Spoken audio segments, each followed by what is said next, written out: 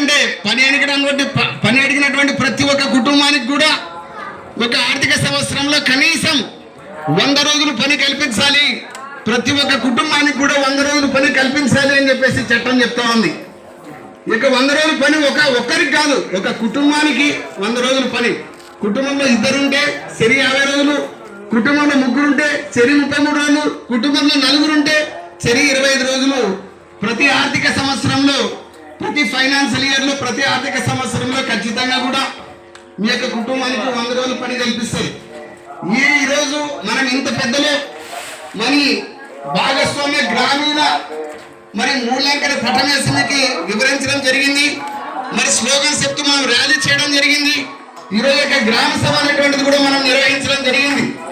మరి ఇంత పెద్ద ఎత్తులో మనం ఎందుకు ఇంత అవగాహన కార్యక్రమం చేస్తున్నామంటే, మరి డిప్యూటీ సీఎం గారు, కమిషనర్ గారు, మా యొక్క గౌరవ డిప్యూటీ సీఎం గారు, మన గౌరవ కమిషనర్ గారు, మా గౌరవ డైరెక్టర్ సార్ గారు మరి సూచనలు ఏమిచ్చారంటే, ఖచ్చితంగా ప్రతి ఒక్క కుటుంబం కూడా గ్రామీణ ప్రాంతాల్లో ఉంటే ప్రతి ఒక్క కుటుంబం కూడా ఉపాధి హామీ పథకాన్ని 100 రోజులు పూర్తి చేసుకుని వాళ్ళ జీవనోపాధిని మరెక్కువగా మెరుగుపరుచుకునేటువంటి ఉద్దేశంతో మరి ఈ యొక్క అవగాహన కార్యక్రమానికి శ్రీకారం చుట్టడం జరిగింది.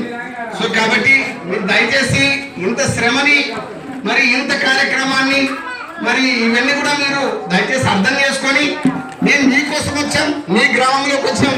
మరి ఎందుకోసం అంటే ప్రతి ఒక్క కుటుంబం కూడా 100 రోజులు పని పూర్తి చేసుకుని మీ యొక్క జీవనోపాధిని మీరు మెరుగుపరుచుకున్నటువంటి ఉద్దేశంతోనే ఇంత పెద్ద ఎత్తులో ఇంత ప్రయాసపడి మీ అందరిని కూడా మరి మీ అందరినీ కూడా ఒక తాటికి తీసుకురాచి మరి ఇవన్నీ కూడా చేయడానికి మరి ఎంతో మంది కృషి చేస్తారు. ఈరోజు ఇంత పెద్ద ఎత్తులో ప్రోగ్రాం జరగడానికి మరి ఇక్కడ వేదిక మీద అలంకరించిన ప్రతి ఒక్కరు కూడా మరి కృషి చేస్తారు. ముఖ్యంగా మరి వెంకటేశ్వర రెడ్డి అన్న వాళ్ళ కుటుంబం చాలా మరి కష్టపడి.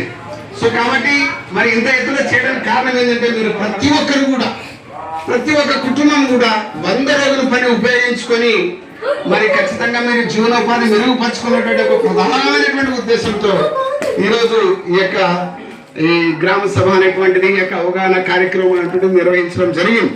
సో రెండవదిగా ఈ యొక్క చట్టం అంటే ఈ పని చేయడానికి మనకు ఉండేటువంటి అర్హత ఏంటంటే, 18 సంవత్సరాల నిండి పని చేయడానికి సిద్ధంగా ఉన్నటువంటి ప్రతి ఒక్క కుటుంబానికి 100 రోజులు పని కల్పిస్తారు.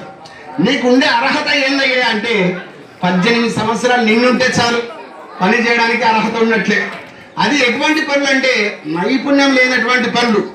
నైపుణ్యం లేనటువంటి పనులు అంటే మట్టి పనులు, నీ శక్తి సామర్థ్యానికి తగ్గట్టు పనులు వాళ్ళు ఇస్తారన్నమాట. సో కాబట్టి ఇది గవర్నమెంట్ మనకు ఉద్యోగం ఇచ్చింది.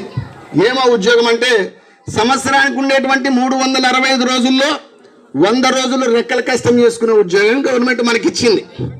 సో కాబట్టి ఈ యొక్క ఉపాధి హామీ పథకాన్ని మీరు సక్రమంగా ఉపయోగించుకోవాలి. మొట్టమొదటిగా పని అడిగిన ప్రతి కుటుంబానికి కూడా ఒక ఆర్థిక సంవత్సరంలో కనీసం 100 రోజులు పని కల్పిస్తారు. రెండవది, ఆడవాళ్ళకి మగవాళ్ళకి సమానమైనటువంటి వేతనాలు ఇస్తారు. మీ అందరికి కూడా తెలుసు, ఈ యొక్క ఉపాధి హామీ చట్టం 2005లో వచ్చింది, 2006లో అమలైంది. ఇక 2005కు పూర్వం ఏముందో మీ అందరికి తెలుసు. ఆడవాళ్ళకు కూలీ రేటు ఇచ్చేవాళ్ళు, మగవాళ్ళకు కూలీ రేటు ఇచ్చేవాళ్ళు. కానీ ఈ చట్టంలో ఏం చెప్పారంటే, లింగ వివక్ష భేదం అనేటువంటిది ఉండకూడదు. చట్టం దృష్టిలో స్త్రీ పురుషులు సమానమే, సమానమైనటువంటి వేతనాలను వాళ్ళకి చెల్లించాలా అని చెప్పేసి చట్టం చెప్తా ఉంది. అంతేకాదు, పనిచేసే ప్రతి ఒక్కరు కూడా వేతనాల కోసమే పనిచేస్తారు కాబట్టి చేసినటువంటి వారం 15 రోజుల లోపల వేతనాలు చెల్లించాలా అని చట్టం చెప్తా ఉంది. అంతేకాదు, ఇది కేవలం వేతనదారుల కోసమే వచ్చింది కాబట్టి, ఈ యొక్క వేతనదారుల కోసమే వచ్చింది కాబట్టి కేవలం వేతనదారులు మాత్రమే పనిచేయాలి. యంత్రాలు కానీ కాంట్రాక్టులు కానీ ఉపాధి హామీలు ఉపయోగించకూడదు. జేసీబీతో కానీ ప్రొక్లైన్తో కానీ పని చేయించకూడదు. ఒక మళ్లింపు కాలువ పని ఒక 20 మంది 30 మంది వేతనదారులు ఒక 15 రోజులు చేస్తే, అదే పని జేసీబీ చేస్తే 1 గంటలో చేసిపోతుంది. అప్పుడు 15 రోజులు పని వేతనదారులు నష్టపోతారు అన్నటువంటి ఉద్దేశంతో మరి యంత్రాలు కానీ ఉపయోగించరాదు, కాంట్రాక్ట్ వ్యవస్థ ఉండకూడదు ఉపాధి హామీలు అని చెప్తా ఉంది. అంతేకాదు, గ్రామ సభ ఏమైతే తీర్మానిస్తుందో అటువంటి పనులు మాత్రమే చేపట్టాలి అని చెప్పి చట్టం చెప్తా ఉంది.